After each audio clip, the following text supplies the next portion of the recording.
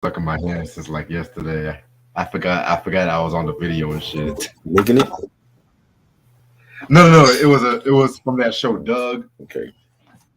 Um, that shit. The beat. They had that song. I need more Right. money and some shit. That was back when cartoons were the Uh-huh. shit. You know. Okay. Wow. How you doing? Sure. That's what's up. Ugh, man, I had a good day. Just a lot of crazy shit as usual. So of course. Yeah. Entitled customers once wanted to get at me, so I had to put them in their place and shit. No boy. No. No. No, No. but I didn't lose my temper. I didn't lose my temper. Wow. You didn't lose your I, temper for once? stop. Yeah. I was just being a Oh, man. jackass. Of course.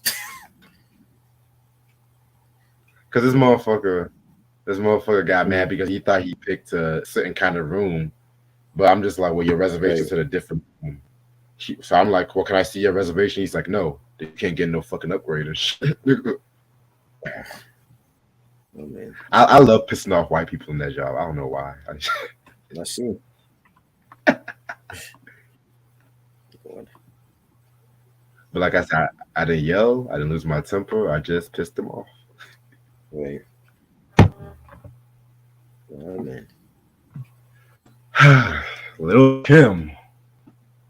Little Kim. I got a lot to say about this one right here. I know you do. Yeah, I love doing these kind of reviews and shit. You know, just Yeah, albums you that enjoy it. are not considered classics, but have a lot of shit to them. Albums you Because haven't this is my heard first before. I've ever heard it. First time. Yeah, albums First that's time we. first time, and First notice time. how I keep my. I want to do this at least once every month and shit like that. You know what I'm saying? Oh boy. Let's go. Like at Yeah, least yeah. once I want to listen. I want to broaden my horizons and shit. You know? Yes. Yeah, you're doing that with this. Yeah. Because there's a lot of shit I never knew about this record. So, Yep. but people say it's her best album. We'll talk about that. We'll talk. Our best album? No, it ain't. I said we'll talk Our about it. best album is Hardcore.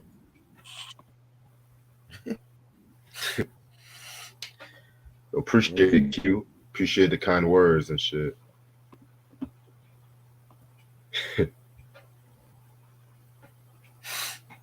Mm-mm.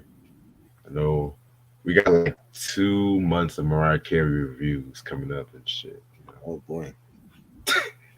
2 months. I love it when he says, "Oh boy." How am I gonna survive, yo? You said 2 what? months of this. And I decided to do a So how am I double. gonna survive? We got 2 months of this. We talked about the first Christmas Mariah album, right? No, that was Boys to Men. That was Boys to Men. I might just do Yeah, that was those two supposed to me. Christmas albums. Those 2 Christmas albums December there, because I don't like doing holiday albums before a certain month. That's just my thing. Right. Right. Yeah, I'm hyped right now. Let's see.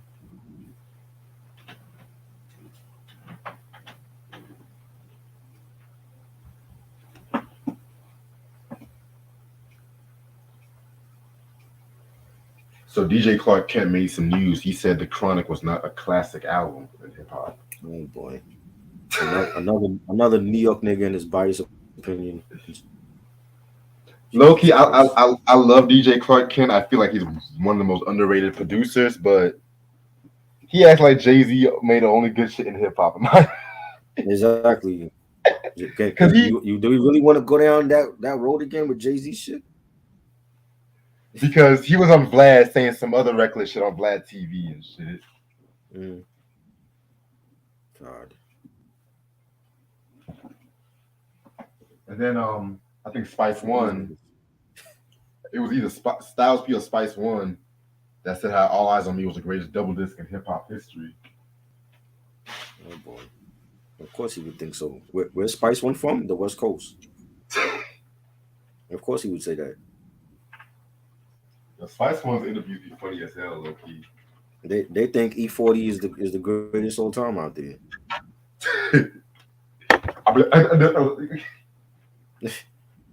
You know. That's their rock and shit, yo. Yeah. Yeah. I prefer niggas that's actually spitting balls and not, you know, sound like they eating them.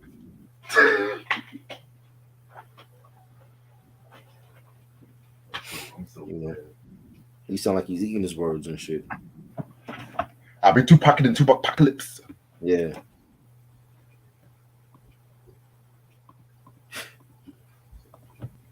Okay, I'm about to start about 10 more minutes. About to get my video games together. Y'all. I'm taking it back to the old school with this one. Kingdom Hearts Yeah. 1.5. I got 2.5. Yeah, y'all niggas don't know shit about this. Right. Nah. They don't know shit about this. They don't know shit. Nope. I don't know about that. I was thinking about doing some Kingdom Hearts related, like video games related shit coming soon. Yeah, you should do it. Why not? Do like game reviews. I did one already. I got to do some more like later this year. So Okay. yeah.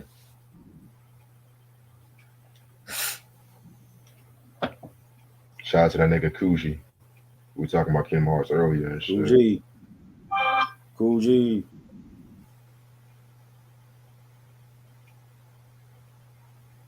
Also, shout out to Mike and everybody. Yes, BJ.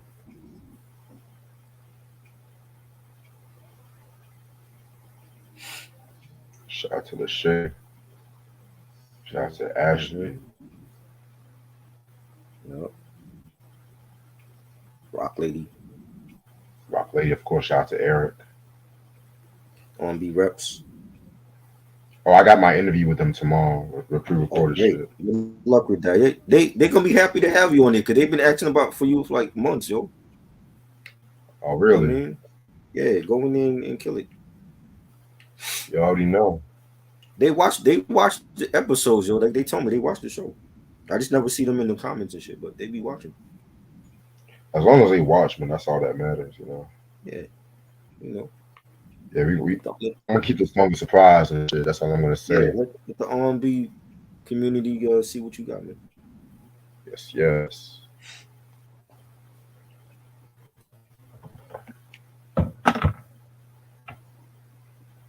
Yo, what's up, Ty? No, you good, bro? What's happening? So what's good? Never seen you on here. What's up? He came a couple of months ago. Oh, I forgot what review it was. I know it was like an R&B. It was a hip hop review you did. I forgot we did. Okay.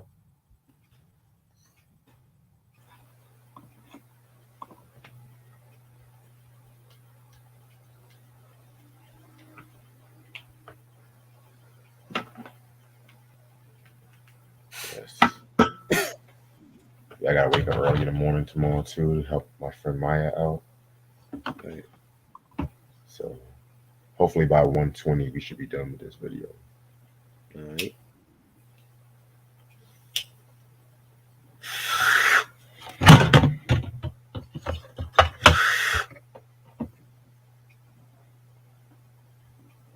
I'm ready whenever you are. Let's go. All right. What's up, YouTube? How's everyone doing this lovely day? This your boy Reg in the building. Got my homeboy Try with me. Yo. All right, so continuing on with albums I've never heard before, I'm going to talk about an album that I'm not going to lie, I've always skipped this album because when it came to this particular artist discography, the first album's always been my favorite. And you know what? We'll talk about it. Fuck it. It's Lil Kim's Villa Mafia.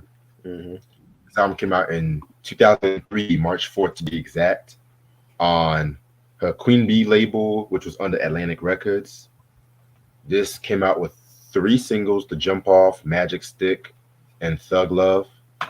Producers include Big Hill, Ron Browse, aka Ether Boy. Oh God.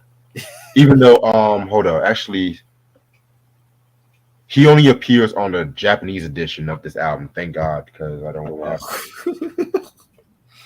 I don't have that. So thank God for that. DJ Bless, Easy LP, very, very, very underrated producer in my opinion. Yes. You know what I'm saying?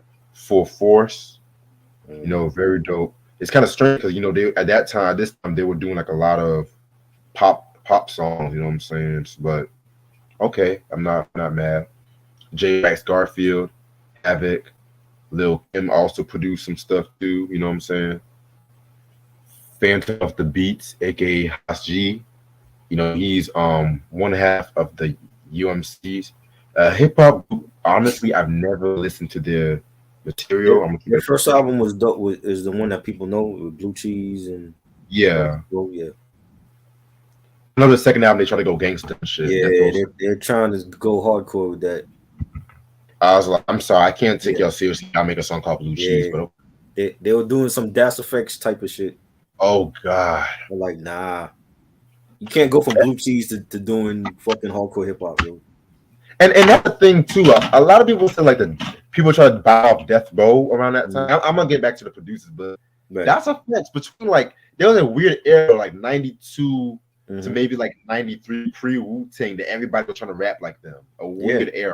Yeah, it was. I mean, we saw that in R&B. Like you listen to the Jodeci second album, Diary with Mad Ben, Dalvin trying to sound like Das Effects when he was rapping. Even 12 Play too. You know what I mean? Yeah, it was a lot of rappers that was biting their style, and they were game changers.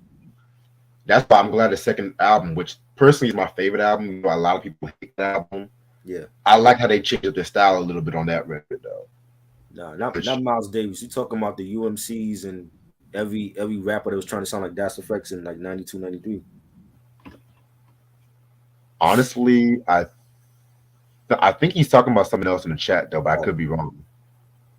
I think I could be wrong though, but yeah, man. But no, and that's not a shot against Das Effects. I love Das Effects though, but yeah, a lot of East Coast cats was just trying to do that. Even LL Cool J, I love 14 Shots to Dome, but there was some tracks was on that Das Effects flow. Early Jay-Z, like I'm talking 92, 93, Jay-Z was doing that kind of shit. Yeah. Can I Get Open, right? I love that record. That's my shit. I can get my hands on the original Flavor album, but that shit hard to come by. Definitely. Shawn Money XL, Shaft, Scott Storch, oh God. Swiss Beats, oh God-ish. Notice how I said oh God-ish. Vintage Swiss Beats on this though. We'll talk about that. Thoroughbreds, Timbaland, who kind of disappointed me on this one. I'm sorry. Stay tuned.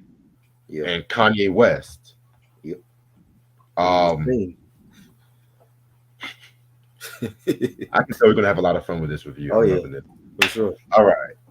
Now, guest appearances include Havoc, Governor, and Shalene Thomas with Full Source. Governor, from what I looked up, I think he's like he worked with like 50 Cent, and he worked with T.I. You know what I'm saying? I don't know too much about him, but I'm just going by what I find, the information I find. Lil Shawnees, stay tuned on that one. Swiss Beats and Mashonda. Yes, that Mashonda. Yeah. Oh God-ish. Mr. Cheeks of the Lost Boys. You know what I'm saying? Missy Elliott, Twista, 50 Cent, Styles P, Big Hill, Reeks, Bunky's SA, V, and Saint from the advocates, and that's it. Jesus Christ, what these guest appearances. All right, so let me catch my breath for a minute, but yeah. Shit, what's good, Mike? What's up? You showing what up? Oh, everybody's here. It's a fucking family reunion in this bitch. Okay, It's Little shit. Kim. Shit, Lil Kim. Wow. I'm Okay, expecting Diddy to watch show up. when we do Naked Truths are coming soon. But anyway, so after the release of Notorious K.I.M., which that's an album I never liked, you know what I'm saying? She pretty much was doing like a lot of guest appearances. Most notably, she did the remake of Lady Marmalade with Christina Aguilera, Pink, and Maya, which I like that version. Don't get me wrong, but when it comes to I like what they did to it. But the original Lady Marmalade was like this sultry, kind of sexy, funky kind of track. This one is like this version was all over the place. I'm gonna be real with you. Even though everyone did their thing in it. If I'm at a party and shit like that, I will bump this. If it comes on, I will say, okay, fuck it. You know what I'm saying? But the OG stands up. You know, that's my heat though. You know what I'm saying? John Dixon, what up? John Dixon, okay. We gotta talk a little bit more then. Yeah. And the reason why I mentioned Lady Marmalade because that actually got Lil Kim her first Grammy Award. You know what I'm saying? Yeah. Like I said before, that version was so pop. I forgot what soundtrack that was in. That was on the Moulin Rouge. Moulin Rouge. Okay, thank you. Yeah. I don't know why I thought it was an Austin Powers movie. I don't know why though, but yeah. Anyway, so also around this time, you know, she was kind of still going through her beats with like Foxy Brown, but she was falling out with a lot of other people too, and this is leading me into the whole 2001 shooting that happened like in the Hot 97 radio station. You know what I'm saying? Where her and Capone and another couple other people had that shootout, and shit too. You know what I'm saying? And this pretty much like triggered Lil Kim, and you know this actually garnered her legal issues too. That was that would follow her for like about 4 years, which we'll talk more about when we do Naked Truth and shit too. Saying and with this moment, you know, she pretty much cut off ties with Diddy.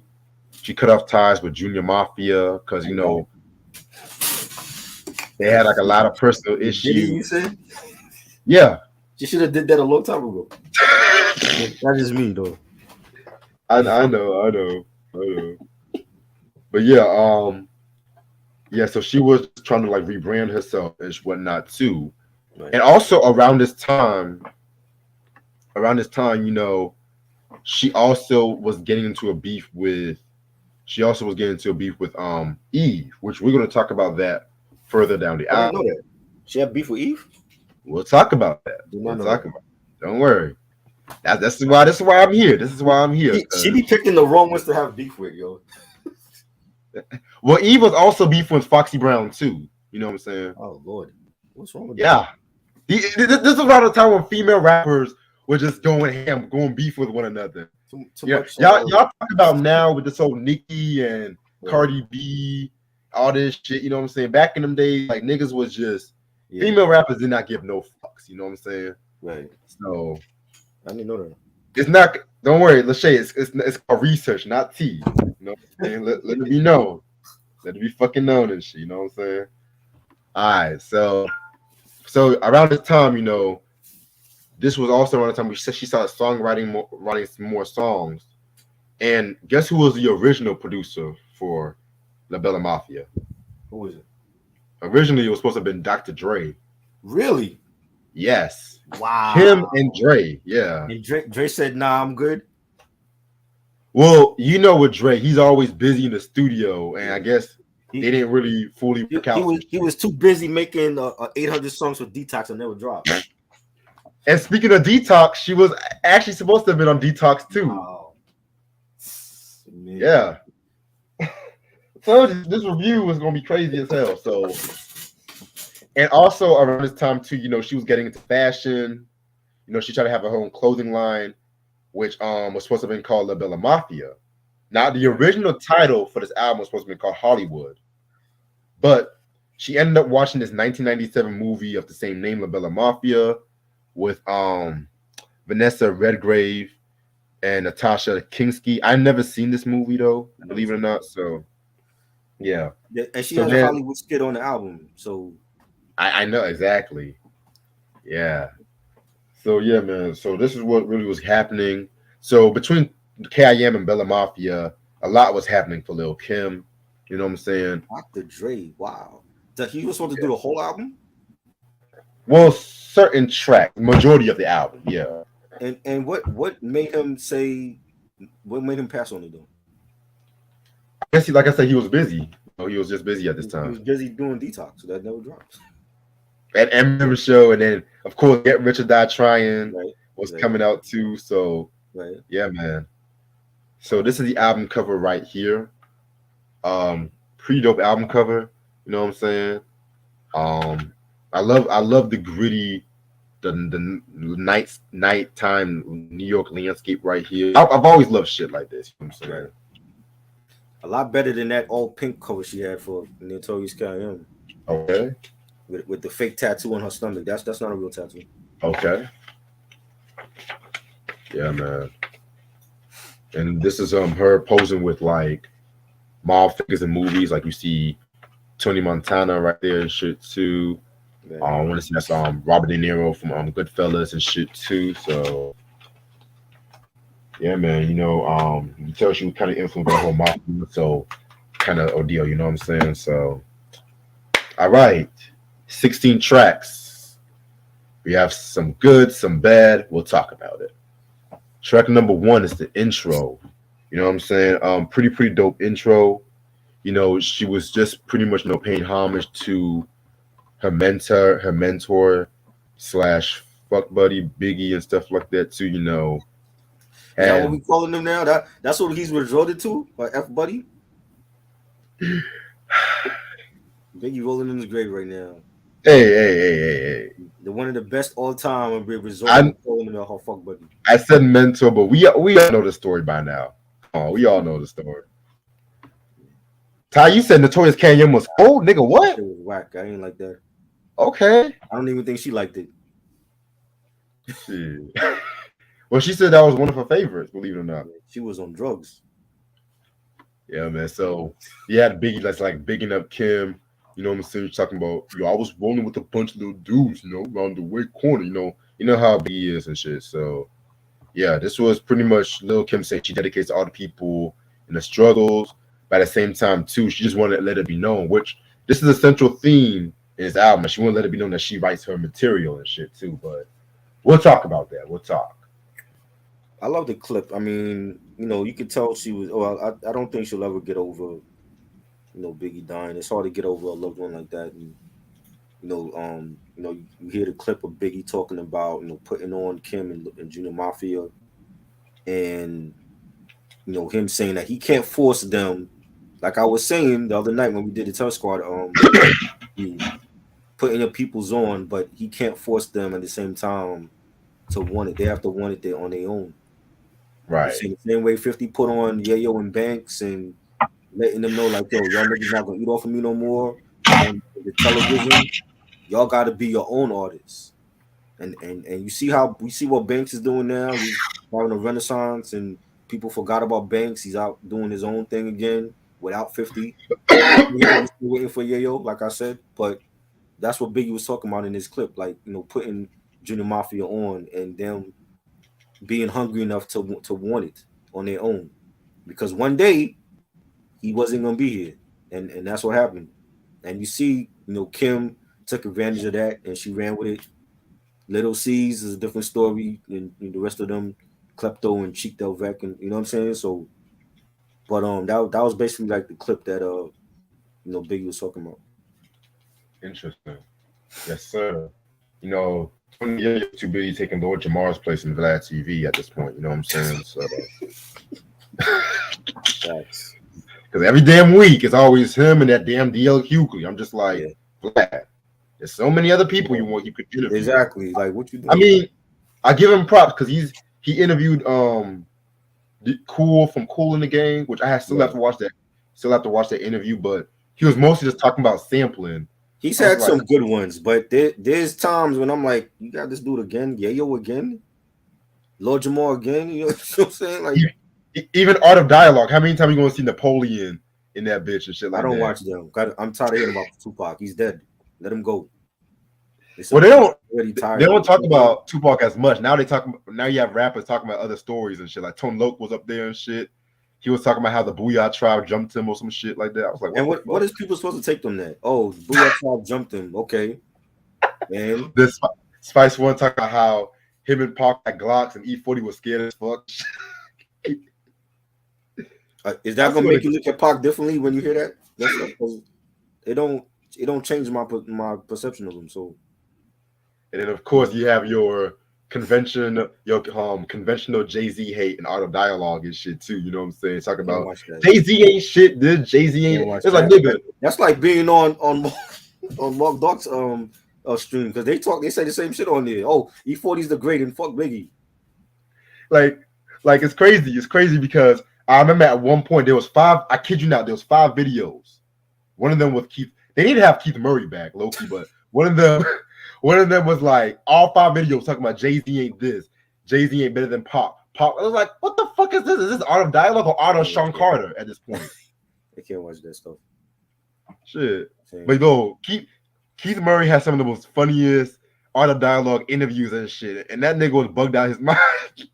Yeah, he was just talking some crazy shit on. Like bring back Keith, nigga. Just bring back Keith. That's all I ask. Cause Keith Murray, he kicked off that shit. I noticed how after Keith Murray came, everybody else started doing all that wild shit on all the dialogue and shit. Right. I'm telling you, man. Keith Murray, man, he funny as hell. But anyway, back to the album. Track number 2, Hold It Down, featuring Havoc. This one was okay. I never expected Havoc to like. It didn't really hit me that it was a Havoc beat because it used like the Beastie Boys, Paul Revere sample. Mm-hmm. You know what I'm saying? Which love that song. You know what I'm saying? But it was. I don't think I would have started off with this one to keep it back. Quite honest with you, you know.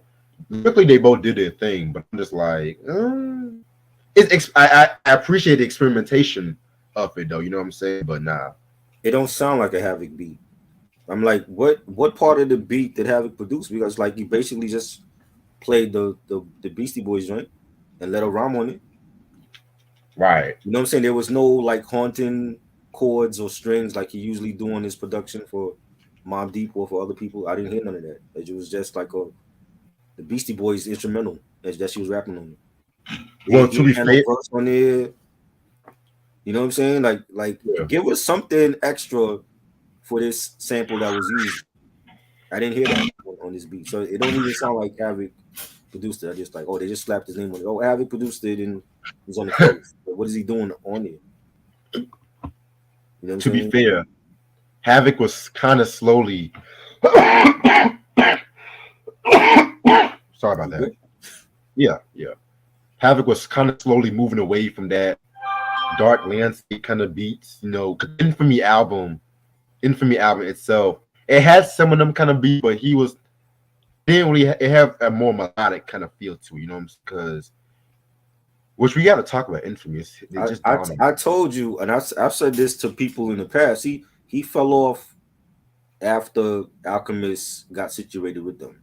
When Alchemist got in there for Murder Music and he was doing all the Prodigy albums and doing the mob stuff later on, he took a dive. He came back. Yeah. It's not like he fell off like Swizz and he didn't come back at all. Like there was a point in time where I felt like you listen to the last Mob album, the production on it was bad. Yeah, that was Havoc. You know what I'm saying? He took a dive for a minute and then he started to slowly come back when he was producing for like the new underground MCs of this era. I agree. You know, like Nice and when he did the album with Styles P, you know, the Wreckage Manor, that was a dope ass album. So he started to come back, but it was a time, and he even said it himself when he did an interview on Hot 97 last year, and he said that there was for a long period of time he was depressed after Prodigy passed away, that he didn't want to do music.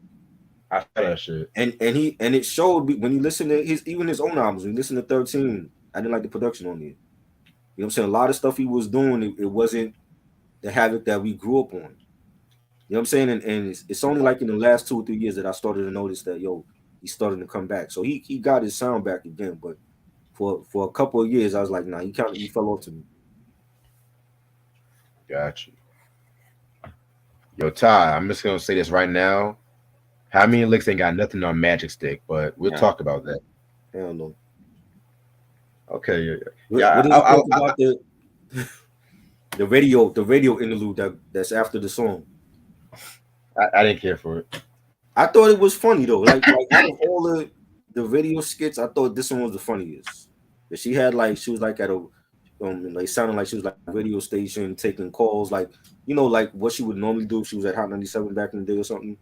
Yeah. And you had different people calling. It was like this one guy, Joey Meatballs or something. He called in and he was asking about how he wanted a scratch and sniff version of the Hardcore poster, the album cover, and you had the second caller was Nigel, the bootlegger from Nigeria, and he called up and he was asking Kim that he wants to bootleg her album, and she was like, "Nigga, get the fuck out of here," and that was hilarious. I like that skit, but the other skits I didn't care for.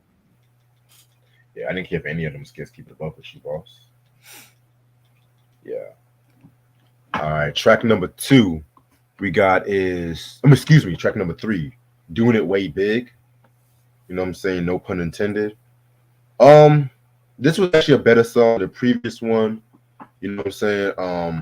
It had like a very braggadocio kind of feel to it. Like I love it when she always does the braggadocio kind of raps. It kind of gives me hardcore vibes, in my opinion. I would have started this track off after the intro with this one. I didn't like this at all.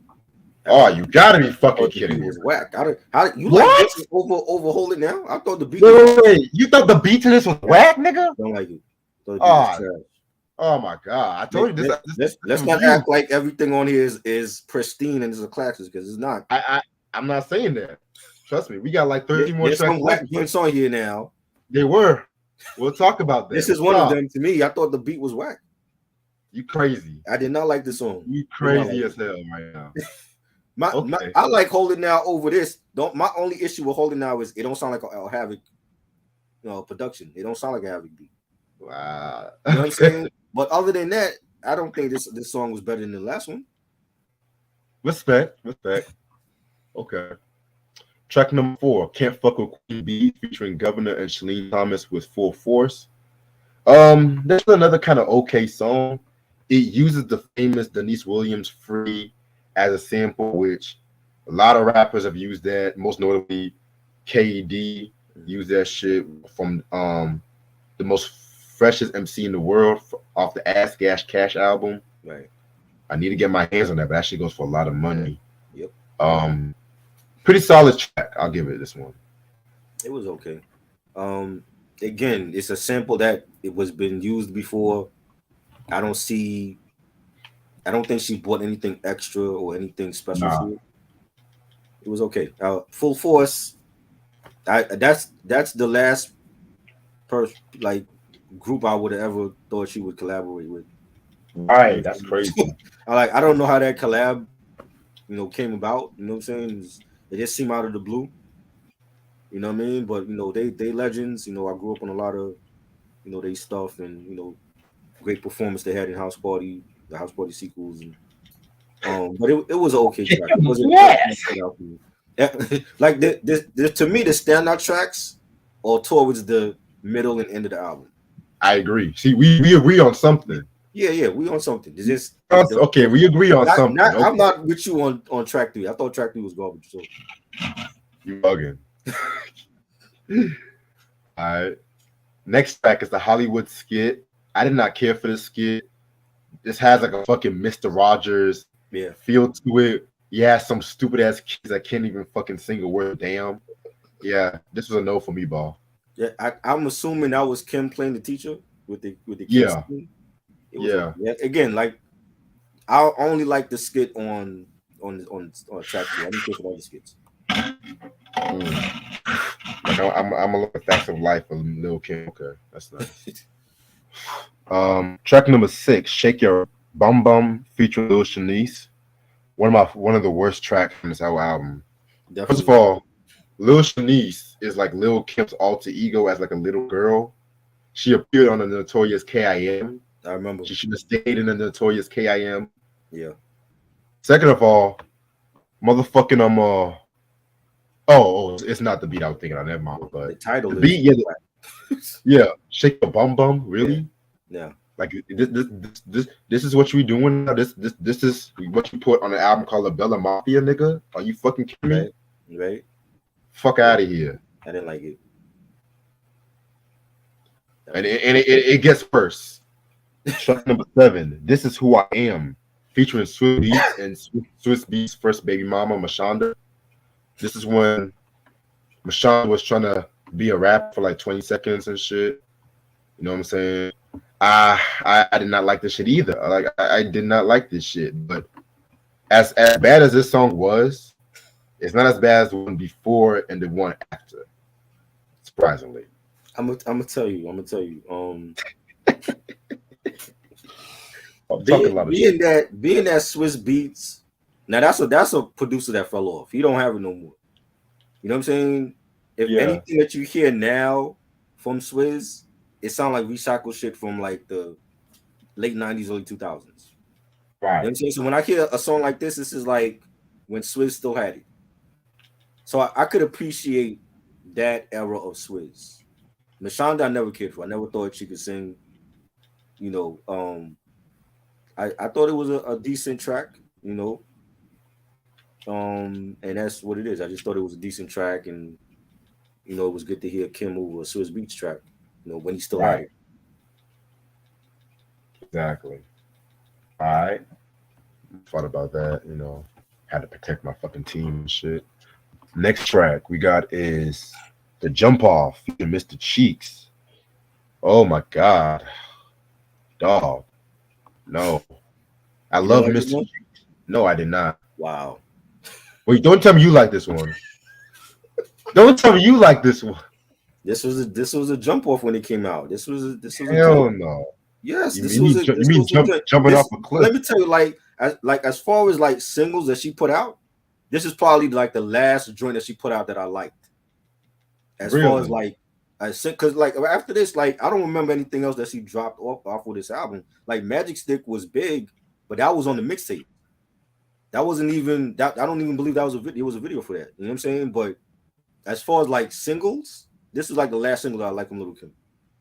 Wow. You know what I'm saying? Shout out to Mr. Cheeks and Lost Boys. I thought it was a banger. Like Timbaland, it was a dope Timbaland beat. I don't, you know what I'm saying? Like again, like I don't like nothing else that she put out after this album. So like Push Your Lighters Up and all that, I wasn't into that shit. I think this is like the last good Little Kim single. Okay. Well, even Timbaland hated this beat. Timbaland hated the beat. Yeah. He hated this beat, but he enjoyed the bullshit that he gave Jay-Z on Blueprint 3. That was garbage. How, Sway? You gotta talk to Timbaland about that shit. Yeah, I think he was on drugs too. Shit. Alrighty. Now we're gonna get to one of my favorite tracks of this album. This is A Warning, which is co-written with the Pied Piper of R&B, R. Kelly. You know, this has like an R&B kind of texture to it. You know what I'm saying? She talked about how a lot of people didn't really care for the Notorious K.I.M. album, which I think she was reading my mind, honestly. You know what I'm saying? So I was surprised R. Kelly had a few touches on this, but at the same time I wasn't, because you know it's Kel. You know, at this time, this might have been one of his best and most controversial years. You know what I'm saying? So this was pretty good. You know, I like this one. Fucking banger. I don't think she should have did this. I don't. She can't sing. I don't. She sounds horrible over the R. Kelly beat. R. Kelly, he's still a legend. He's a GOAT. I loved his version of this song. I don't like to hear, unless you're gonna add to it or make it better. She didn't do that with this song. You know what I'm saying? Like it's one thing if she was trying to rap over it, but she's singing or trying to sing over the R. Kelly beat, which it sounded horrible. You know what I'm saying? If anything, R. Kelly should have had like a remix for this, and then you throw Little Kim on it with her rapping. If you remember Yeah. when he dropped "Feeling on Your Booty," who was he Ooh. feeling? Who's the booty he was feeling on in the video? It was Little Kim. You know what I'm saying? People might have forgotten that. So I see why he was on the album, but yeah, this is a no for me. I don't think she could sing. Like, no, that's not your lane, Kim. Spoiler alert. Feeling on You is my favorite track off TP2. Oh yeah, it was great. It was great. Ding ding ding ding ding ding. Like shit, I'm sorry, but ooh, can't wait to talk about TP2 one day too. Um, Next track is When Kim Say Can You Hear Me Now, featuring Missy Elliott. Um, Believe it or not, this is actually a Scott Storch beat that I actually like. Believe it or not, Wow. yeah. Pretty dope right here. You know what I'm saying? Scratch that. This was a song she was talking about the Notorious K.I.M. It was not just the warning. Fucked up on my notes and shit, but yeah, man, she definitely did a thing. Missy Elliott was mostly on the chorus and shit too. I love the line when she said, "My last album, some of y'all wasn't ready for it. All right, I slow it up. I put the brakes on you. I know what I'm doing. I ain't losing my mind. I'm just so advanced. I'm ahead of my time." Pretty much, she was saying how Notorious K.I.M. was ahead of his time, and y'all Oh yeah. you weren't ready for that. In We, what in what multiverse? What? we still ready. Like, but Man, yeah, this was a pretty good track. I ain't holding you. I didn't like this. This was whack too. Oh my Did not fucking like this. god. This Missy, I love Missy. Missy is a Hall of Famer, a legend. But this is one collab I could say was whack. I did not like it with Missy. I don't think Missy added anything to it that was good. You know what I'm saying? I thought the beat was whack. Nah, this is not good for me. you a bugging. It's like you the joints that you like, I don't like, and the joints that I like, you don't care for. It's gonna be interesting. Might be we might have like the same rating for the album, but just different tracks that we like. Exactly. All right. Next track is Thug Love. Like we never had a song called Thug Love before. How Featuring, generic. yeah, featuring Twista. Now I didn't care for the beat from Scott Storch this time, but Twista definitely went in on this record. You know what I'm saying? That's pretty much one of the main reasons I like to join it right here. I You see. know, I like the beat. I thought it was fire. yeah, Twista, Twista killed it. Yeah. he did talking about gotta ride a bit hug yours because I'm full of ambition and ammunition and a 50 like I smoked like I'm not rapping as fast as Twista, but y'all know what I'm trying to get at, you know. Yeah. I ain't even trying to quote nothing from Twista. Twista's a god, man. He killed it. Right. Next track, Magic Stick featuring 50 Cent. Believe it or not, this is actually my favorite track off this album. Same. You know what I'm saying? We agree on Really? that. What? Well, that's only because like they played it for months before the album came out. It was on the Clue mixtapes. It was on K Slay mixtapes. It was Okay. basically like a 50 Cent joint featuring Little Kim. The way they were playing it. Got You know what I'm you. saying? Yeah, I love it. I think it's a great collab. Yeah, you know what's crazy though? This was originally supposed to have been for Get Rich or Die Trying. Yeah, it sounded like a 50 Cent song. But guess who was the original guest before Lil Kim? A female? Yeah, of course, a female. Foxy. Trina. Oh wow. Yeah. See, that would have been a 50 Cent record then. You know what I'm But saying? yeah, I've never been a fan of Trina like that. So yeah, because I don't think 50 was a fan of her verse because I think he said the verse was whack. So that's yeah, why I he don't brought. think she was. I didn't see the hype. I mean, Trina was beautiful. I don't. Other than that, I don't think she could rap. She had some dope joints though, here and there, but 50 read my mind. We on the same wavelength. You know, get Kim instead. right. And old boy from your UMC's produced this track too. Oh, did he? You know what I'm saying? Yeah. Wow. But see, this track caused some tension between 50 Cent and Lil Kim because Lil Kim will be performing the track and 50 sometimes won't even show up. And then 50 did this one freestyle, I want to say like Hot 97, where he threw some shots at Lil Kim. Right. And he also dissed on Piggy Bank, which they squashed their beef at a time, but I think over the years, he said some shit on social media about her. You know how 50 is Well, and he shit. was busy. He was doing the Get Rich or Die Trying album. He was going. He was on tour. He was setting up G Unit Records. He had a lot going on at that time. Yeah, people eating off him. Yeah. Right, exactly. That's him. You know what I'm saying? Yayo was locked up. He was putting Yeah. money in his commissary, and you know what I'm saying? Like there was a And lot going on. he was beefing with half the hip hop. Beefing with Murder Inc. and half the industry. Right. You know? That's time consuming right there. Shit. Yeah, he was busy. I mean, she. If anything, the artists at that time, if you could get a 50 Cent feature, you were good. Just like if when Weezy was hot, if you could get a Weezy feature, you were pretty much set. That's how she should have looked at it. Right. Yes, yes. All right. Track number 13. Get in touch with us from Styles P. You know what? This is actually a pretty cool song. You know what I'm saying? Very solid record right here. Just Styles and Kim going ham. You know what I'm saying? Bad Boy Family kind of. Uh-huh. That's pretty much the only Bad Boy artist I think on this album, Right. and even Bad Boy affiliate too, because you know, Mhm. shit. Yeah, it was dope. You know what I'm saying? Like I love the the back and forth mic mic chemistry they had on the track. It was almost like you was hearing like Styles and Jada, but except it was Kim in Styles this time. And, had a Right. dope beat. I thought she needed a video for this one. This one was fire. Yeah, because at this time too, Locks was beefing with Puffy at this time and shit. So Yeah, like, time take that. I'm Puffy. still beefing with Puffy. You know. Shit. All right. Track number 14, Heavenly Father.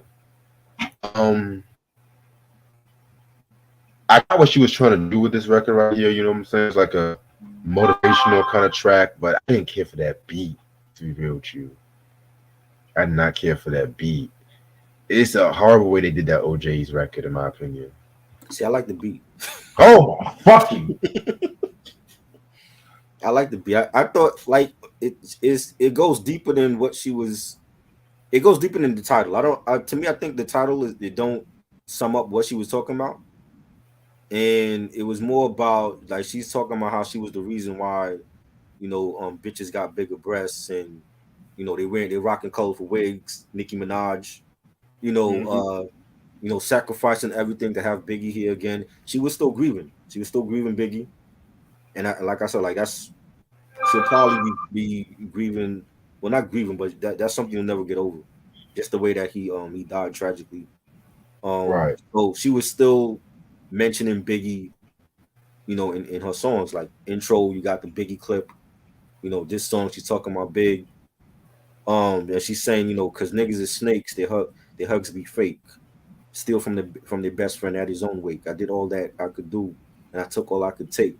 This is it. Crossing me was your biggest mistake. So I think it goes deeper. I don't really understand why she named it Heavenly Father. I think it should have been a different title for the record, but I actually like the beat. Yeah. Hmm. Yeah, Darnold, I got a lot to say about Came Back to You, so we'll talk about that. Good boy. Track number 15, The Beehive, featuring Reeks, Bunky SAV, and Saint from Advocates. I guess she had the Beehive moniker before Beyonce, I guess, but Well, she did. They were calling her Queen Bee before Bey. Queen Bitch. That's what it was. hello. All right. This Posse was pretty straight, honestly. But it definitely had like a more mixtape vibe than a studio album vibe, yeah, if you think about it. I didn't like it. I thought You the like beat. it? I thought the beat. I don't think we've only agreed on Magic Stick, and that's it. That everything else, I don't like the beat for this. I just thought it was the beat. The beat was whack. Yeah, the beat was not one of the best on this album. I'll give you that. But Right. yeah. And the last track, Came Back for You. Another one of my favorite tracks off this album. This was a diss record against Foxy and Eve. Kanye West produced this album. I mean, the song. Same And it's time. actually got Lil Kim and Kanye a nomination for Best Female Rap Solo Performance. Really, at the Grammys? Yeah, but they lost to Missy Elliott's Work It. All right, hey, that's a bigger record. I mean, I'm not mad at. I I'm not mean, mad, man. That was a bigger record. and some of Especially the at that time, it was like for female MCs, if it was only Missy and Eve really that was blowing up like that. So if you Right. wasn't, if you didn't have a bigger hit than Missy, you lost. So yeah, she didn't have a bigger hit than Missy. Some of the other nominees was The Brat Got It Poppin', MC I don't Light even Ride remember With that. Me, and Queen Latifah's Go Ahead. What album is that from? The Which Brat. I don't even remember the Brat one. I want to say that was from her 2003 album. Let me double check, Oh bro. no, Brat fell off early. Like after Funkified, I don't like none of her albums after that. Her albums she should have changed producers after Funkified. I didn't like none of her other shit. Yeah, that was from Limelight, Love, and Nightclubs album. Didn't like that album. Who was the other one? Queen Latifah? Go Ahead. What album that's from? I think that was a soundtrack song. Oh, Hold the on. soundtrack. Let me double check. Hold on. We need to But do more while I, Missy. You donating? What you mean? We need to do more Missy albums? who said that?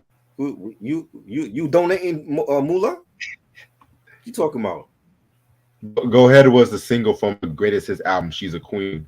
Oh, I didn't. I never Okay. even heard it.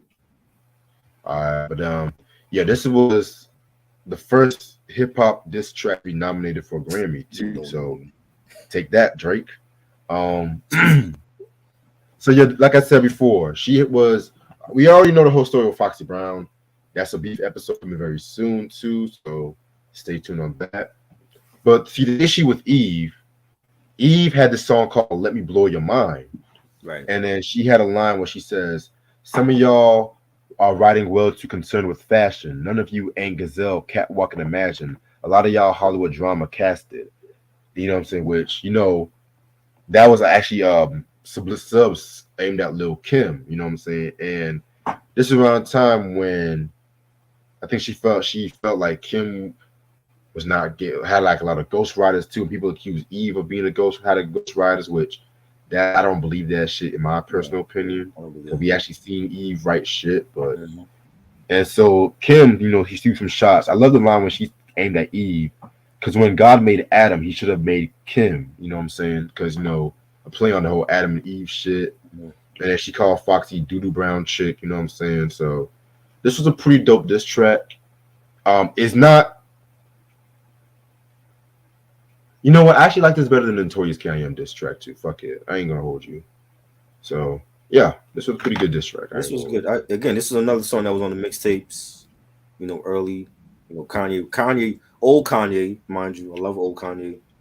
Right. I thought it was a great way to end the album off. And yeah, I would love to see that versus Kim and Foxy. Let's settle that once and for all. Who's better? Who had the better catalog? If we talking better catalog, to me, I think they're tied because there's shit from Foxy I don't like. There's shit from Kim I don't like. So I think they got two great albums and that's it. But they did a shitload of remixes and features, and I would love to see that battle. You know what? I will count three. I don't like the Firm album. Yeah, I said it. No, I like the from. No. I like the from album. That's staying in. If that's the album, then Foxy won it. Then I'm Because counting it. Definitely. I like Junior Mafia more than the Firm album. I'm sorry. The Mafia album was dope. It wasn't enough. Besides Big, it was only Biggie and Kim really shined on that album and C's. Everybody else is like it's like they didn't want to do shit on it. You know what I'm saying? Klepto got like 2 tracks. Cheek, I think Cheek. We only heard Cheek like once. The Snakes maybe twice. Biggie and Kim really held that album down. Of course. You know what I'm saying? With the Firm, you got 4 MCs on that. Right. You know what I'm saying? Like Nas, AZ, Nature, Foxy, like they killed it. And then you got the features. Cannabis was on that, Nori, Mega. It's some of Dre's worst beats. Some of the track masters were shit too. Yeah. They Yeah. it wasn't a good mix. You know what I'm saying? that was the main thing, and the fact that Steve Stout got rid of Mega for Nature. You know what I'm saying? But if we picking the Firm album for Foxy, I'm going with the Firm. Okay. Fuck it. Little Kim only got like what? How many songs is Kim on on Conspiracy. She on Get Money, classic. She on Backstabbers. Plays Anthem, Backstabbers. I think Foxy got more features on the firm than Kim do on Conspiracy. Got you. Yes, yes. So overall, this is it's a good, but it's not a great album. I know, like a lot of Kim fans, they say some Kim fans believe it or not say this is the best album. You know what I'm saying? No. I feel like they say that because she does like a lot of the writing on this album. So, but production track for track, hardcore is way better. Yeah, hardcore is my shit. Big though. Mama Thing, Mafia Land, Drugs, And a little dough. Spend a Little Dough. No, Yeah. Queen Bitch, one of my favorites. Mm-hmm. Nah, man, that's her best album ever. Right. That's her best album. And but I do feel like it's a very stark improvement over the Notorious K.I.M. Oh yeah, definitely. Very great improvement. Like this was her comeback album. When LL said don't call it a comeback, this was her comeback album. That's how I felt about Foxy. When Foxy dropped Broken Silence, that was her comeback album. Exactly. You know what I'm saying? For me, because I know how much you love China Doll, and I can't stand that album. I don't love it. I like it. You like it. If you have it, you like it. I had it and I threw it away. That's how bad I don't like it. So I have a lot of bad albums. You have a lot of bad albums. Why do you do that? Why do you keep bad shit? Sometimes if it's I always ask the movie collectors that, because there's a lot of movie bloggers and collectors that I know, and they collect like bad shit and some shit they collect to like complete their collection. And I know you do that too. You buy shit to complete your collection. And I always ask them, why do you all buy shit that you're never gonna play? Let me tell you something. One, if I see like a certain bad album, but if it's like a good price, if it's like less than $10, I don't mind getting it. Vinyl, if it's vinyl, it's something different. Like if it's like the rarity of it, it's something different. Sometimes if it's a bad album too, like for example, I'm not a big fan of. I'll show you something. Yeah, Hardcore is a 5-minute classic, man. I'm not a big fan of this album right now. That was a good album though. But when people call it a classic, I'm like, that's not fucking with Doggy Style. That's not fucking with Last Meal. Nah. That's not fucking with Blue It's not even fucking with No Limit Top Dog. Nah. I like I said, I think the 3 albums on No Limit are his best shit after Death Row. For me, yeah. I think that's like some of his best work ever. Yeah. Well, I don't like The Game Is to Be Sold. I'm be real with you. I love that album. I thought that album was fire. You just love to piss me off tonight, aren't you? It's good to have a difference of opinion. Yeah. We ain't agree on everything. I know. You know what I'm saying? I again, like, Blue Carpet Treatment, great album. Rhythm and Gangster, great album. I loved it. Underrated. That discography breakdown we did was one of the best that we ever did. Because I actually have to go back and listen to some of that shit from Snoop Dogg from years ago. You know what I'm saying? And he has his trash too, but he got his classics. It's not just Doggy Style. But Dogfather to me was good, but I don't think it's a classic. I think it was it's a lot of tracks on there, and there's a lot of tracks that it was just album filler to me. Yeah, you know what I'm saying? But I think I got it album less than like $8, honestly. I think it was. Yeah, that's an album I would get, because I never bought it. But that's an album that I would get because I think it's a good album. It's not a whack album compared to Ego Tripping. Ego Tripping was one of his worst. Yeah. This album, another bad album. Not bad, but pretty mediocre. Is that who's that? Drew Hill? Is DJ Jazzy Jeff and Fresh Prince, and In This Corner. See, I love that album. I had it on cassette back in the day. I don't think it's one of their best compared to He's the DJ, I'm the Rapper or Home Base, but he has some joints on it. Code Red shits all over that album. I disagree. This Code Red. Boom. Even with him, he tried to go hardcore with that album. He did not try to go hardcore on that album. Joints in there. The Pete Rock shit?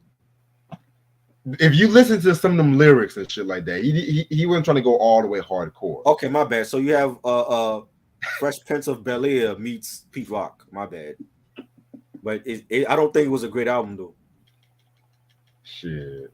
Lyrically, they were already done. Like he had his foot in Hollywood already. He was already done with rap. I feel like it's a cult classic. A cult classic? By which cult?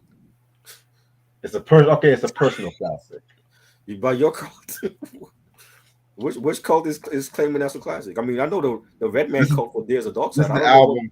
I don't know what cult the Fresh Prince got that they saying is a classic. This is the album New Carlton Smoke did cocaine to on this record and shit. For Will Smith? For Will Smith. Wow. But yeah, I'm gonna give La Bella Mafia a 3.5 out of 5. Same. I'm gonna give it 3.5 out of 5. This might be the first time we had the same album rating.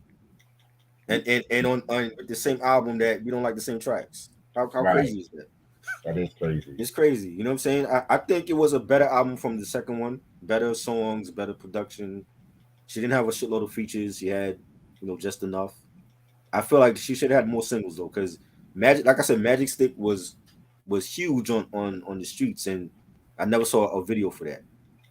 You got to capitalize at that time when 50 was huge, and he was just coming out with Get Rich or Die Trying. You got to capitalize on that heat. You know what I'm saying? And there should have been a video for that. The joint with Styles P, I like that. The joint with the Kanye joint came back for you. Jump Off was a huge when that came out. Heavenly Father, I liked. So she had like some 5-6 joints on it that was fire. Even the Twister joint was fire too. That could have been a single. She sounded more focused on this album. You know what I'm saying? Like Notorious Carry On, it was more commercial. She had more commercial records on here on that album. This album was like more back to basics with Kim. It was more street. And I'm gonna give it 3.5 mics. Yeah. Very dope album. I'm gonna probably say Naked Truth for next month. Oh God! Now we back to the bullshit. Because Benzino was definitely on crack when he gave that 5. Man, I'm gonna give Benzino all the fucking flame on that review. I'm gonna make sure to tag him. Please, put that in my stories. Like I want him to see it. I want him to come on here and explain to us why you gave the Naked Truth 5 mics. Please. You know what I'm saying? When there were so many other classic albums during the 90s that you only gave 3 mics or 4 mics to, but you gave that shitty Kim album 5 mics. Like, let's go down the list of the female rap album that I consider classic that never got 5 mics. Right. Latifah's Black Rain. 5 mics. Fucking Salt and Pepper, Black Magic. 5 mics. Underrated. They're most underrated. Yes. Yeah, you know what? I'm gonna go off the dome on this one. Yo, Black Pearl. Definitely. I love Yo-Yo's first 3 albums. Her first one was phenomenal. Black Pearl, and I love You Better Ask Somebody. I have some shit to say about You Better Ask Somebody one day. That's how I'm gonna do that album review then. All right. I think that was a hard album. You said what? I think that was a hard album for it. It's very G-Funk on that. It was, but there's some shit I didn't like from that album, but we'll talk about it. We'll talk. Missy Elliott, Super Duper Fly. Classic. You know what? What's my homegirl name? Muhammadiyah. Collage. 5 mic classic. We're gonna take it up to Eve's first album. Come on. Definitely. Miseducation of Lauryn Hill. 5 mics. Definitely. But no. Naked motherfucking Truth. How? The first and only female hip hop album to get 5 mics. Crazy. He had to have been sleeping with her, because I don't understand how you overlook Missy, Lauryn Hill, Queen Latifah, Salt and Pepper. Because she was in prison. The Brat first album. You overlook all those female albums for. I don't want to give. Funkdafied to me is a solid. What's her best album? What you mean? It was her best album. It's a solid 4 mic album. No, that's a classic. For 9 songs. That is it. For all y'all, you had Funkdafied, the joint she did with Criss Cross with Mac Daddy, rest in peace. Yeah, that's her best album. She hasn't been lifting classic since '94. I like the remix to Give It to You, but it's not even right. Yeah, the remix was one of Jermaine's best remixes to me. And that's the thing. It's like they wanted to make a female doggy style. You know what I'm saying? Let be real. You said that about Criss Cross' second album, and I disagree with that too. I said that second album was Dollar Store Death Row. No, it wasn't. Yes, it was. That was when Jermaine Dupri was so influenced by Death Row Records and shit. You know why you feel like that? Because again, because Death Row was huge, and there was a lot of people that was using that G Funk sound. It was trendy. Master Ace did the same thing with Master Sin on Chrome, Yeah, but see, with and he's that, from the East Coast, and he was doing that. but see, let me explain something. Let me explain something, Master Ace. He started doing that with Slaughterhouse, but he was making fun of the West Coast sound. You know what I'm Making saying? fun how? How you making? You did Born to Roll. How was he making fun of the West Coast with that? Because he did Born to Roll, yeah, but that was the remix was what got it popular for Sitting on Chrome. Slaughterhouse was like a satirical take on gangster rap. You know what I'm saying? But Sitting on Chrome was more of a concept story about how he wants like the East Coast to go to the West Coast, or East Coast person to go to the West Coast, something like that, But and I've experience seen things. Ace in interviews saying that it was like a homage to like West Coast car culture and Yeah, G Funk and all that. That's why it was a great album. Sitting on Chrome, yeah, that was more of a Yeah, homage, but Slaughterhouse was more of a satirical take on some gangster rap shit. You know what I'm saying? right, Um, Even Fat Joe this Master Ace because of that shit. right. But this is the Jermaine same nigga. had right. This is the same nigga that wanted to rap like he was from the South in the 2000s though. But I'm gonna keep my mouth shut on that. Yes, but that's a fact though. Jermaine had a mix of G Funk and a mix of old school 80s hip hop for the Bomb album. You know what I'm saying? Like when he's sampling like Run DMC and stuff like that, and then you know what I'm saying, it was like a mix. So I felt like it was a good mix. It wasn't too West Coast, it wasn't too East Coast, it was right in the Uh, middle. I don't know what you were hearing, bro. But nigga, how you go from crisscross to make you jump, and shit like that to all of a sudden y'all want to be Snoop Dogg Juniors and shit? Like Well, I that's mean, why. Yep. again, it was like that was the trend, and even like with the fashion, like they were rocking Chuck Taylors, they were rocking khakis. That was a big thing at that time. They aged 5 years, and that album was 1 year after. Like I'm just like y'all niggas aged like 5 6 years and shit. Like what kind of shit is going on? Hey, That's why the hip Young, hop Rich, and changes. Dangerous. This sound of the shit change every year. Next year we'll be talking about something else. Shit. This shit What's changed. Look, 94 was different. 94 was different from 93, same as 95. Every year it changed. You know what I'm saying? It's called evolution. Nah, It wasn't gonna stay the same from 92. nah, that's not no called evolution. That's called creatively bankrupt. So just Nah, go man. with hype. Hey, that shit went multi-platinum. So all those motherfuckers that bought it, including myself, can't be wrong. Where my You know where what I'm my saying? They had old school shit on their first album too. You know what I'm saying? So it's not like they just like ditched their sound for something else. It was just like he added more thump to their music. They were getting a year older. They were like what 13, 14 at that time. You know man, what they I'm was saying? They didn't they wasn't about missing the bus and jumping no more. They were on some I'm real shit. This is the only crisscross album I acknowledge. That was a good album too, but that sounds different from their first two. They actually sounded legit on this album. Jermaine Dupri has some of his best beats on this album. I don't think he did. It was good, Oh, but don't do that. Don't do that. Nah, nigga, he had some of his best one of beats. my What you mean? some of his best beats, I don't think he did. yes. Yeah, it had some bangers, but I still love the Bomb Oh, over that album. you crazy. I did when you hear joints like All Right, I'm Real, the title track. That was the Brat. Trash.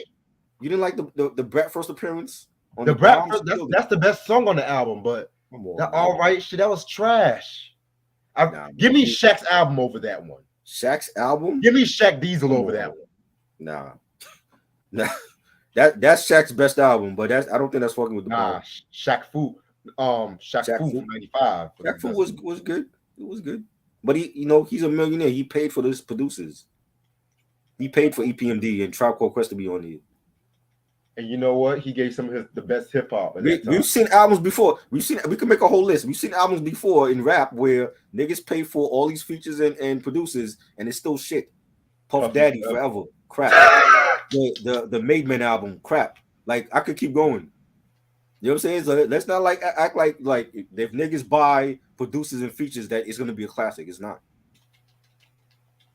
Oh yeah. Shit. Jay-Z and R. Kelly. Best of both worlds. Well, I like the first one. That's just me. The second one wasn't needed. They both wasn't needed. What you mean? Cardi B, Invasion of Privacy. How was that? Huh? How was that? Man, you know she paid for that shit. Most of them features and producers and shit. What about? Does she have any talent on the mic though? I mean, she put on a good effort in some songs, but she ain't no raw digger if that's what you're thinking. You can't even compare Cardi B to Rod Digger. You can't even compare Cardi B to Lil Kim. I ain't. That's why I didn't listen to it. So She did have this one good, the first track, I think it's called like Bronx Story or some shit like that. I like that, but mostly for that beat. Okay. Yeah. But don't expect no Cardi B review anytime soon. Yeah, you definitely paying me for that. Y'all pay me not going to be $5. free. If you think I'm gonna be wasting an hour listening to Cardi B, you're bugging. Give me Angie Martinez album over there. I'm sorry. Nope, not even her. Waste the time you promoting for that fucking album. They should have paid me. Nope, not even her. Good journalist, but she can't rap.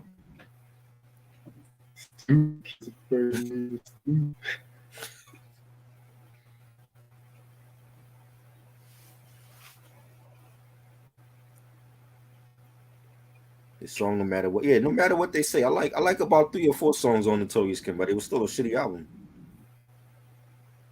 You know, I like 3 or 4 songs on Blueprint 3, but it wasn't one of Jay-Z's best albums to me.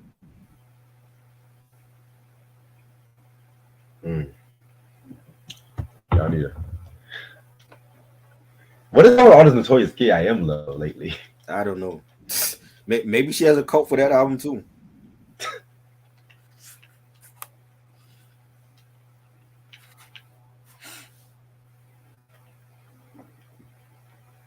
Y'all motherfuckers.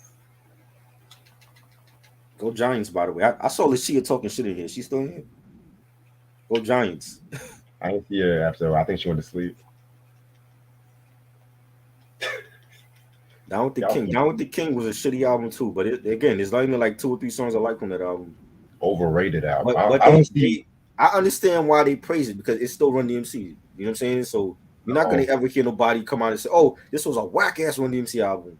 I said it was a whack ass Run DMC album. I don't like it, but it's Run DMC. So people are gonna still praise it because I don't give a damn if it was Wu-Tang. I know what you're saying. I'm just saying I've seen people still praise that album because of who the group is. Wow. You know what I'm saying? It's still Run DMC at the end of the day, and they didn't do a lot of whack shit. Crown Royal and Down with the King. Like their early shit to me was their best shit.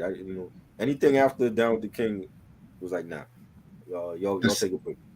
The same niggas that praise Down with the King are the same niggas that bash Tougher Than Leather, which I don't fucking understand that shit. That was one of their best albums. There's no comparison. Beats to the Rhyme. They call us Run DMC. And they even admitted they were influenced by Kane and Rakim and shit like that. You know what I'm saying? They embrace that shit. That's one of their best albums. I don't see the comparison with Down with the King and Tougher Than Leather. Unlike Melly Mel, who talks about every rapper after 1984 and shit, you know? Right. And your boy Kumo D, who think he's better than every fucking rapper on his list. Anyway. Like, and call me crazy. Some days I listen to Tougher Than Leather more than Raising Hell. I'm gonna be real. Yeah, I love Raising Hell. Hell. They're both great albums to me. Raising Hell, classic. Tougher Than Leather, classic. Right. Like I said, their early shit, their best shit. Once you get to Down with the King, they started to slip off to me. Honestly, I didn't like King of Rock album. Besides a few songs. I thought that was fire. King of Rock, you don't like that? Nah. Wow, you're crazy. Oh, here we go. I love when they do when I think they're at their best when they on like those rap rock, sample tracks. I love it. I love the title track. I love You Talk Too Much. That's my shit. But everything like that roots rap reggae, I do not like that track. That's one track. You said what? That's one track. I'm just saying other songs. Like I'm just saying other shit. What do you feel about Back from Hell? I heard people say they didn't care for that one either. You know, when I first heard that record, I did not like it at first, but at the same time, over the years, it grew on me. It's not a classic album, right? But I like them embracing that New Jack swing. But see, there were certain tracks that was kind of corny on that record. Do you have a favorite track on that album? Probably the Av. That's probably my favorite Av track. was fire. What's it all about? That was my favorite on that. That was a good one too. Yeah. They even did something for the Ghostbusters 2 soundtrack, which I fucking love. Yes, that's on the soundtrack. Yeah. I forgot the name of it. I gotta look at the soundtrack. That was a banger too. Yeah. Yeah. Like I would accept Back from Hell now than I did when I did the original review, but Right. Down with the King and Crown Royal. Yeah, Crown Royal had way too many collabs on that. It was running. It wasn't Run DMC. It was Running Friends.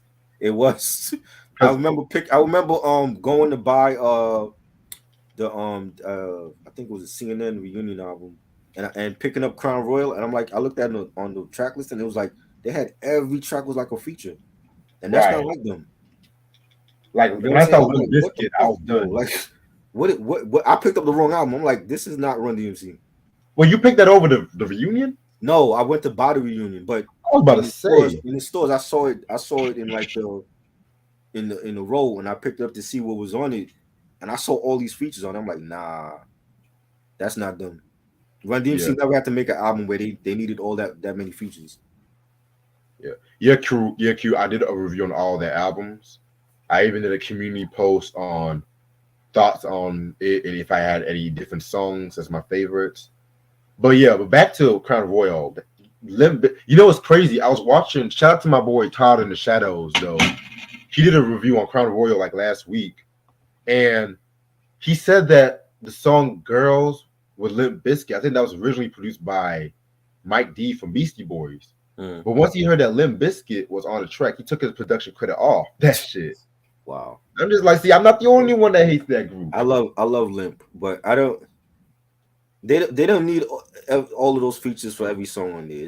It just seemed it was like listening to SWV release some tension. All those features they had, and that's why I didn't like that album either. But that album was trash too, man. They were uninspired on that album anyway. It only had 2 good songs, Rain and When You Cry. And I like the Redman joint, but that's about it. Yeah, that was decent. Okay, that was the video make no damn sense though. But they like in a cemetery dancing and shit. I didn't understand that. That was all Jizza. Jizza directed that out of all people. Where was Hype Williams? Was he busy? He was producing every Bad Boy video at that time and shit. They needed hype because I don't understand the Jizza, formula for that video. It made no sense. Yeah, man, and even with SWV, their latter 20 Teens albums were much better than Release Some Tension, Right. I'm gonna stay on for another 5 minutes and shit. That song Queen Story, that's actually my favorite track on Crown Royal Q. Just letting you know. Prodigy and Nas, yeah, they were paying everybody to be on that album. Yeah, man. Now that's an album. If I ever see it in source like a penny, I'll still get it. Because I ain't paying anything more than that. I'm not getting it because I know I'm not gonna play it, so I'm not getting it. Like all I'm missing are the ones I don't like the most. Down with the King and Crown Royal. You never bought Down with the King? Hell no. Wow, I got that shit for free. Shout out to DJ Nelson. He threw that shit in there for free. I was like, thanks, because I wasn't buying that.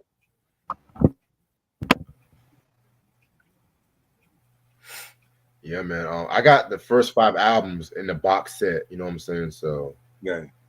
Oh, Mega Ladybug is my girl, man. What you mean? Oh yeah. Ladybug. Very underrated. Very underrated. I need to talk about their first album. I did a review on Blowout Comb years ago. Yes. Yeah, man. See, think about Planets, man. That's a hip hop group I feel like is very underrated. Definitely. Blowout Comb is like one of my favorite albums of all time. Yeah. Like that was fire. That was 20 years ahead of its time. Shit. I don't want to go that far, but no, think about it. Without that album, we wouldn't have albums like To Pimp a Butterfly and shit. You know what I'm saying? I don't know. Was he inspired by They Were Planets, Kendrick?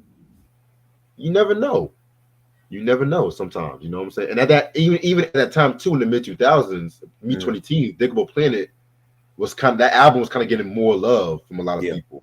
Yeah, they re-released it on vinyl. Yeah. Recently. I remember when I was in high school, I heard that shit. I'm just like, yo, niggas always talk about it's cool like that. I love cool like that, but give me Jettin'. Give me Bowo Check. You know what I'm Yeah. saying? Damn. Even from the first album, cool. That's the best song on the first album. It's not. You know what I'm saying? I like Where I'm From a bit more than Cool. Where I'm From was fire. And the remix. I like the remix for that. Nickelback. The Nickelback of Funk, that was fire. Ooh, boy, don't even get me started, boy. It's So Good to Be Here, the first track. Yes. Yeah, they had bangers on the first. It went over my head when I was a teenager, but like revisiting it now, it's like, yeah, that album is a gem. You know, when they first started off, you can tell they were influenced by Tribe, especially with that Low End Theory. Yeah. But I feel like they found their sound with that Low Outcome, and they also had a song too they did on the I think it was some soundtrack they did. I think it was a Malcolm X soundtrack. Let me double check. But yeah, man, Ladybug. Yeah, that's a female rapper I don't hear a lot of praise for, man. She would have her own style and shit too. You know what I'm saying? Definitely. She ain't talking about no fucking Nickelback. I don't even hear about Nickelback the band, nigga. Talk about Nickelback. Nickelbag, not Nickelback. Nickelbag is what they called what they had weed in. That's what they called it back in the day. Oh no, I was thinking about Arrested Development. Excuse me. Yeah, that was the Arrested Development joint. Yeah. Yeah, I've always Wally. Yes, I agree. I've always said this. Nigga Planet set the stage for the Fugees. I've always said that shit. Yeah. But she couldn't sing like Lauren though. That's the thing. She didn't have to sing like Lauren. Well, see, Lauren got more attention because she could sing and rap. Lauren could rap like Ladybug. Let's talk about it. She was Drake before Drake. Stop! Don't go there. Stop! No, don't go there. Don't ever use Ladybug and Drake in the same sentence. No, that is who she's going to be compared to. Not every rapper who sings.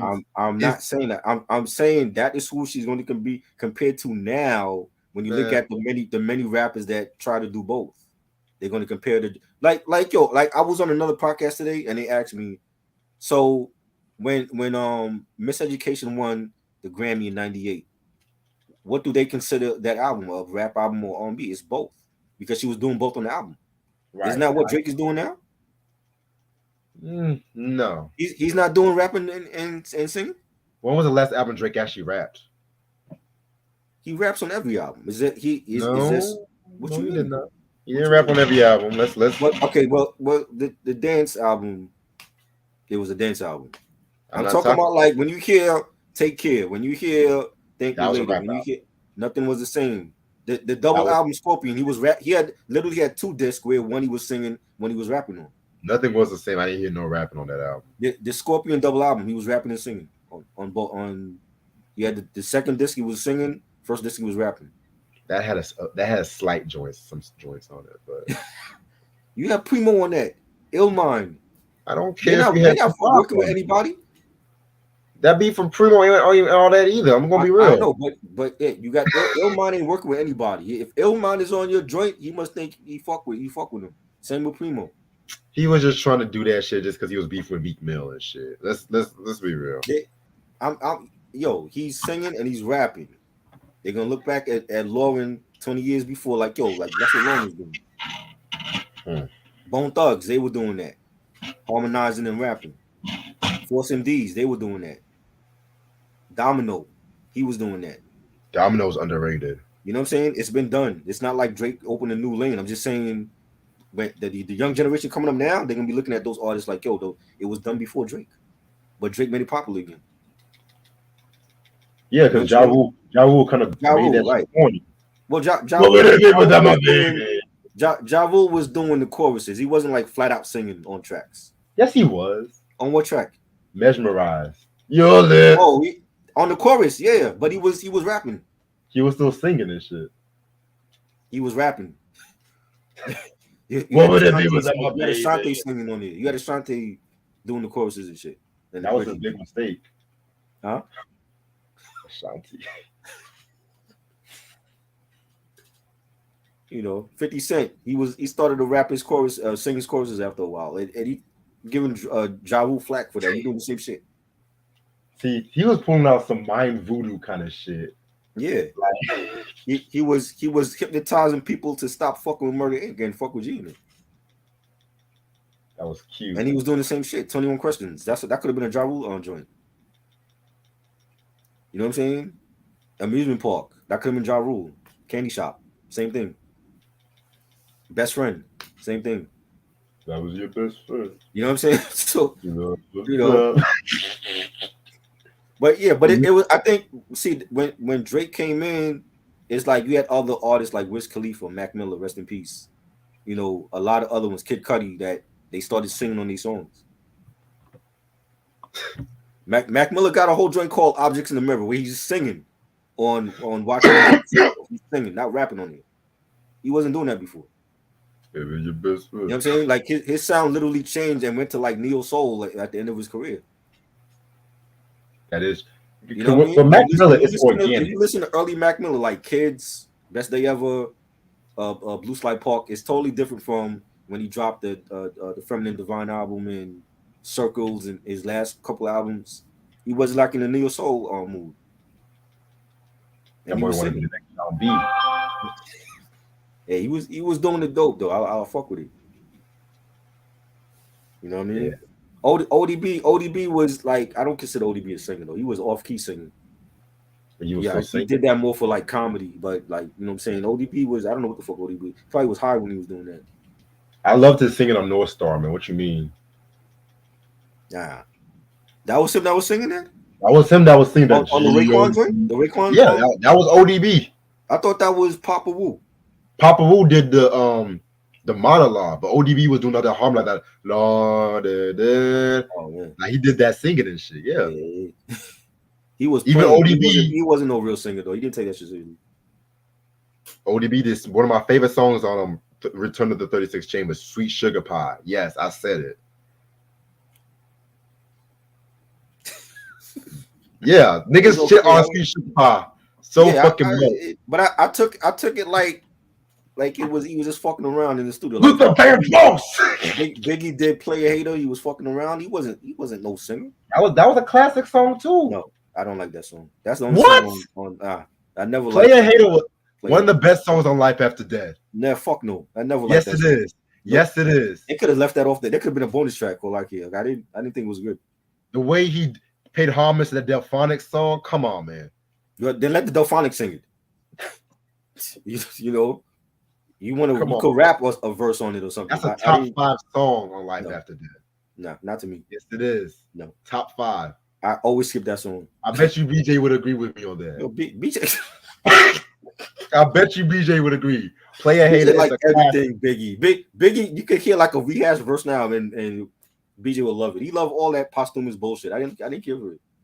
I'll take Play a Hater over Jealous Guy. From Mace album? Yeah. I don't like that song either. I'll skip over that. The song that made Mace a fucking preacher. You have no argument from me about none of those songs. I don't like none of those songs. New Edition did it the best. You know what I'm saying? I don't like the Mace song either. That's bad creation. What is it with these bad boy artists trying to do shit? Like, leave the singing to Faith Evans and Carl Thomas and 112. Well, Puffy wasn't paying them and shit. So what you expect? So you're gonna get Biggie to sing? You're gonna get Mace to sing? A classic record that New Edition already did? Biggie was singing like, I'm going back to. I always skip over that song. I never cared for it. You never like going back to Cali either? Yeah, Hater, I'm talking about. Oh, I was about to say, nigga. Going back to Cali was fire. It was just eerie how everything happened. It was. You better have the spirit of Christopher Wallace over in this bitch. It's almost like he was predicting his own death when he did that song. You know what I'm saying? But you know, that could have been left off. You know, they could have replaced that with Who Shot You. That should have been on the album. But Who Shot You was already released as a B-side. It was released as on the re-release of Ready to Die. It wasn't released on the original version of Ready to Die. On the B-side to Big Papa. Yes, and then they put it on the re-release of Ready to Die. You know what I'm saying? But he could have had something else on that for that slot. Shit. I mean, it's a few more people. ODB favorite group was The Moments. Yes, underrated group. Yes. Well, then get The Moments to sing that. Roxanne Shante was dope too. She only had one good album, The Bitch Is Back, in my opinion, which was I like 80s Roxanne. when she was like a teenager. 80s Roxanne. It was cold. We gotta do a double review on her albums and shit. Thoughts on the film Planet Brooklyn? I don't even remember that movie. I might have saw it like a long time ago. I never seen it. No, I was probably too busy watching another movie at the time. You're too busy watching Taxi. That's why you didn't have time for it. Stop it. Ain't I gonna be no gotta watch taxi. that again. Ain't gonna be no taxi slander tonight. Save all that hate. Save all that hate for the Cheers if you want. Damn. That's coming too. I know. Late June. That's coming too. I'm gonna make sure I'm drunk for that. I'm not even gonna say it. You're just gonna see a black screen. I ain't even gonna say shit. I'm gonna just let you like talk about how it's the greatest sitcom ever. One of the greatest. Yeah. Okay. It wouldn't even make my top 100. That's how great it is. You bugging. I will sit through the last season of New York Undercover, then watch anything from Cheers. You are bugging. You are bugging tonight. I never got the hype for those shows. There's a lot of shows. Yeah, I could do a whole top 100 overhyped shows. That would be number one on the list. Okay. Right up there with Seinfeld and Frasier and Everybody Loves Raymond. You don't like Raymond? Oh, get out of here. I watched some shows, but a lot of those shows were overhyped as fuck. They trying to make Raymond like he was like the white Bill Cosby and shit. I'm like, he ain't Bill Cosby. He ain't got no Clay Huxtable on this show. Yo, Devil was beating the fuck out of him. we didn't do that. Overhyped shows, like just come up with I got a list already. I got a list too. What's up, most nigga? Overhyped TV shows ever. Friends is my number one. Cheers and Seinfeld. I never understood, and Friends. Never understood why they got so much hype. Do you like The Simpsons at least? Love The Simpsons. Okay. Love The Simpsons. That's an animated show though. It's still a sitcom. I'm just saying. Nah, but that's considered a sitcom, animated sitcom. Yeah, it's still a sitcom. It was in the prime time. Simpsons is better than all them shows. Cheers. Okay. Fucking Seinfeld, Frasier, Dahmer and Greg and nah. Oh, that's trash, nigga. Never like none of those shows. Okay, we agree on one show. Okay. We agree on one show. You said one. It should be all of them, nigga. Nigga, Cheers is a fucking American landmark. What you mean? American landmark? It's an American landmark. The Empire State Building is an American landmark. You know what I'm saying? The Brooklyn Bridge is an American landmark. Cheers? Wow. Unbelievable. South Park. I could watch South Park. South Park was good. South Park is hilarious. Yeah. You know, Beavis and Butthead. They're hilarious. I like 90s Beavis and Butthead. 90s Beavis and Butthead. And the movie too. I like the movie. Yeah, Do America. I have to watch the newest seasons though at some point. Cheers and Seinfeld. I don't like none of those shows, man. I got friends that have friends that bought the DVD set. I'm like, what the fuck are y'all watching?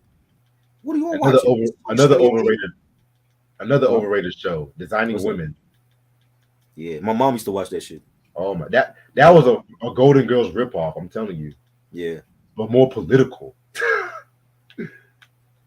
I didn't care for Delta Burke and shit. I didn't care for her too much and shit. I never thought she was that funny. I never thought y'all was buying the box set. Like, what the fuck? Because it was funny as fuck. Box set. So do you still watch that shit? Like the box sets that you buy, you still watch it? Sometimes, yeah. Like I still watch the Mod box set. Martin is one thing. I still watch Martin, but yeah, Martin's funny. I can't believe y'all niggas was buying the box set for Seinfeld and all that shit. I'm like, wow, you really love that shit. Seinfeld's funny too. I never thought he was funny. I think white people comedy is different from black comedy. That is true. You know what I'm saying? Maybe that's why I don't like him. I just thought his comedy was dry. It's observational humor. From whose point of view? From his point of view? Yeah. I don't like it. Give me George Lopez. George Lopez to me is funny. George Lopez, he's a funny motherfucker. George Carlin was hilarious. Remember his sitcom, The Carlin Show? Yeah. That was underrated. You know. Okay, see, we like a few shows. Yeah. Like a few shows. You like Murphy Brown? No. Nope. You lost me. You like Different Strokes? Of course, come on, Arnold. Talking Honestly, about I lost a little love for Different Strokes. really for Different Strokes. Yeah, You lost a little love for different. How? the whole white man savior and shit like that. That's what you mean. That's what we go through. What you talking about? I'm more of a facts of life nigga than Different Facts Strokes. of Life was great too. I love that show. So And there was sometimes it was just like some of them jokes was like I didn't really think it. Too many very special this is back in episodes. the 80s. 80s, was a different time. Too many very special episodes and shit. I mean, I don't know. You act like Roseanne ain't never have that. Yeah, but Roseanne had a more rawer approach to it. But Like because they were poor white trash. no, because Roseanne wanted to take the more realistic view of like the And whole blue collar family. and and she did the right thing. She did, but she didn't really. They didn't really call themselves white trash till later on in the run. I'm calling them that. They don't need us to do that. I'm calling them that. That's what it was. Shit, You know what I'm saying? They wasn't rich, but they made do with what they had. you know Which what's is one of my a favorite? lot of black people could relate to that today. Right. Even though they might have been they probably wasn't watching their show, but they could relate to that. I didn't like Give Me a Break, but I like I say the same thing about Eminem. Black people say, now they say, "Oh, I can't fuck with Eminem," or his music wasn't something that was banging in the club. Last time I checked, now was Black Thought. Now was Black Thought. He wasn't being bumped in the club either. So Wally, you said Designing Women is ahead of its time, nigga. What? I didn't mean to cut you off, try. It's just I see. This is why I love the different opinions on here, because I'm like, yeah, I was never watching that. give me it's Gary Shandling's show over that. Silver Spoons. I watched Silver Spoons, but I was very young. I was like 4 years old. I didn't care for that. The dad was funny. I like the dad. Like Ricky. Black people could relate to Eminem more than they think. He grew up in the hood. He's not rich. He had black friends. He had baby mama drama. A lot of our people could relate to that. So it baffles me when black people say, "Oh, I can't bump Eminem because he wasn't bumping in the club." A lot of artists wasn't being bumped in the club. So you might as well just come out and say you don't fuck with him because he's white. Exactly. You know what I'm saying? So I don't buy that excuse. I still fuck with Eminem. I don't give a fuck. You know what I'm saying? Eminem is top 5 for me all time. It could be purple. I wouldn't care. Top 20 for me. You know, it's top 5 for me because I mean, for a Caucasian rap artist, he broke a lot of stereotypes at that time. Back when we had Vanilla Ice and shit, and Marky Mark went on to become an actor. So Vanilla Ice made white people feel bad that they were white at one point. He was just copying Hammer. Whatever Hammer did, Vanilla did. You know what I'm saying? So sometimes I wish Chuck Knight had dropped him off that balcony. He was jumping genres and shit. He 1 minute he's a rap artist, then he's a reggae artist, then he's a rock artist. Make up your mind. Then he's a Rastafarian. Yeah, you can't be all of the above. Like, what are you? Where are you? Who are you? Are you from Miami or are you from Dallas? Where are you from? Did you get stabbed? Did you get shot? Right. So yeah, that was just a bad time for rap. But Eminem proved that white rappers could rhyme and they could sell. Right. Well, yeah, I'm gonna end this video off right here because I gotta get some sleep soon. But this has been a very fun review. Tomorrow is gonna be a movie review, which we have not done in a minute. It's gonna be Into Deep. I thought you was doing Let Day or some shit. That's next Tuesday because it actually has. Who is Let Day? Is that the gospel or dude? It's Ashley sent me an R&B group. I'm gonna send it to you. I think she sent it to you too. They did a song with Chuck. That's right. Ashley did. Shout out to Ashley. She did send me that. Yeah. I'm thinking of the dude, the gospel guy. Lecrae. My bad. Lecrae, Let Day. It sound the same. Let us see Lecrae. Yeah, it's the same shit. Yeah. They doing R&B too. So. Mm-hmm. All right, and so that's gonna be like I want to say next Tuesday. I'll let you know the time once I get my schedule. Also Sunday, we are going to talk about this is gonna be the true finale of the Shalimar month and shit. You know what I'm saying? Well, the Shalimar artist Sunday. Shout out to my boy CD Galore for recommending this album and shit like that. Which Top 5. You know why I put him top 5? Again, because of him being a Caucasian artist and breaking through and selling multi-platinum. Even if he got the co-sign by Dre, he was still a dope ass artist. right, And the man was like the artist of the decade. Like he outsold even Jay-Z. exactly. Like who else was doing that at that time? Like in rap, who else was doing that? Not Nelly.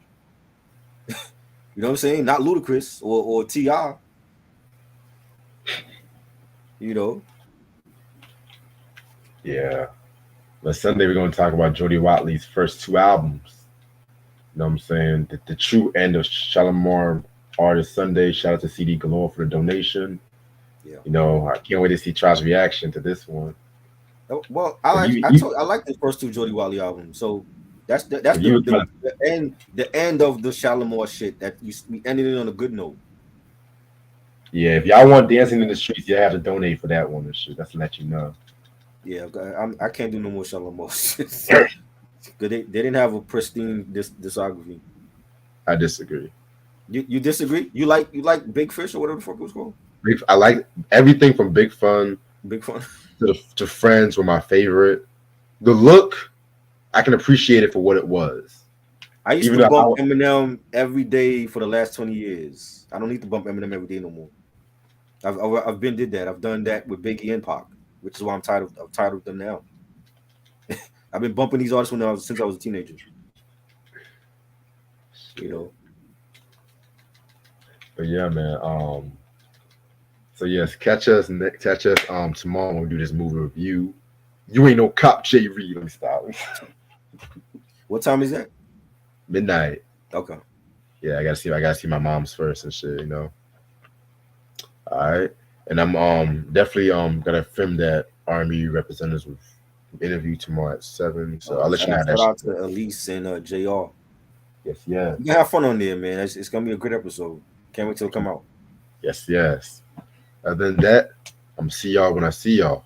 All right. Oh, and this album was out of print, so if you can find this album, you must have. Peace. Peace.